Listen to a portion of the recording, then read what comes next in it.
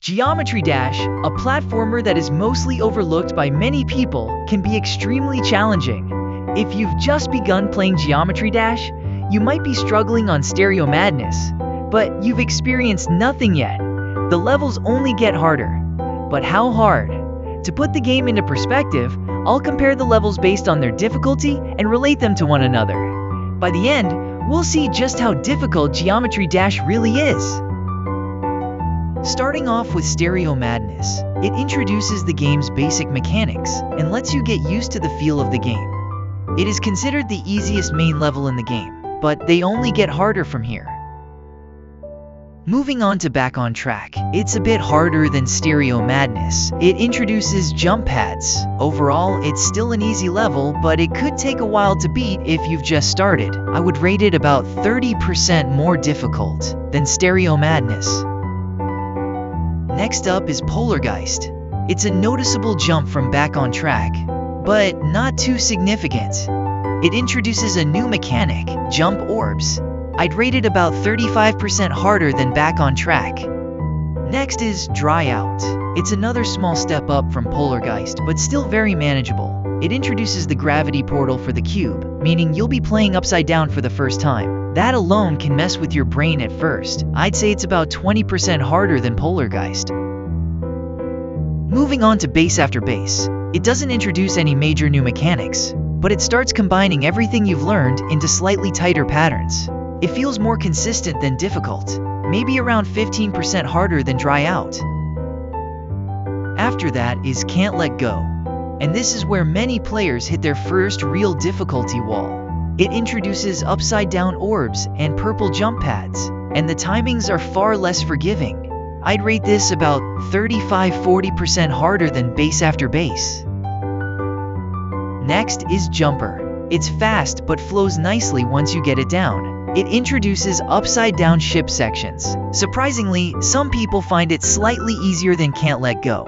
But overall, I'd place it about 10% harder due to the speed and tighter ship control. Then comes Time Machine, known for its triple spikes everywhere.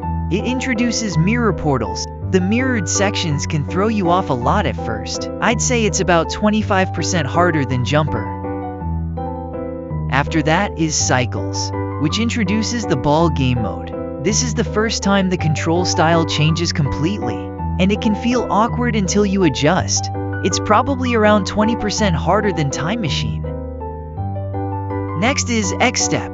It doesn't introduce new mechanics, but heavily tests your consistency, especially with combined ball and ship sections. I'd rate it about 10 to 15% harder than Cycles. Then we have Clutterfunk, which is a big spike in difficulty.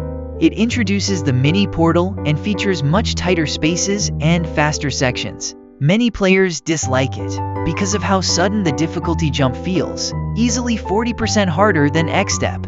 Let's skip ahead to Electrodynamics, which is officially rated insane. It introduces 3x speed and has very tight ship control. For many players, it feels almost like a demon level. It's harder than everything before it, around 40% harder. Next is Hexagon Force, which introduces dual mode, where you control two icons at once. This requires serious coordination and can be extremely confusing at first. I'd say it's around the same difficulty as Electrodynamics, maybe slightly harder depending on the player. Then comes Clubstep, the first official demon level. It introduces fake obstacles and heavy memorization. This is a massive difficulty spike compared to the previous levels. After that is Theory of Everything 2, the second demon. Most players consider it harder than Clubstep due to its technical difficulty, so I'd rate it about 10% harder. Finally, we reach Deadlocked, the third official demon. It introduces the teleport portal and green jump orbs, and it has intense wave spam sections and fast transitions. Many players consider it the hardest main level in the game. Compared to Theory of Everything 2, it's about 30% harder, depending on your wave skill. Now, you've probably been playing Geometry Dash for a while and want to take on some other levels, which brings us to fan-made levels. This is where everything reaches a whole new level. Let's take a huge jump to 9 Circles, a very popular hard demon. It's over twice as hard as Deadlocked. Now you can see how small Stereo Madness really is. And that's only the beginning. Next up is Thanatophobia. It's a big step up from 9 circles, approximately 8 times harder, but it's still nowhere near the top. Then comes Sonic Wave. It's a massive jump from Thanatophobia. Sonic Wave is almost 20 times harder, and it's only ranked around the top 300. There's still much more to go. Next is Slaughterhouse, a top 50 level, making it about 10 times harder than Sonic Wave. Now we're getting into the top 10. One of the top 10 levels is Tidal Wave #4, which is about twice as hard as Slaughterhouse, and contains over 260 FPS frame perfects. Finally, the top level is Thinking Space 2. This level is so difficult that only a very small number of players have completed it, such as Zoink. And now you can see just how difficult Geometry Dash truly is.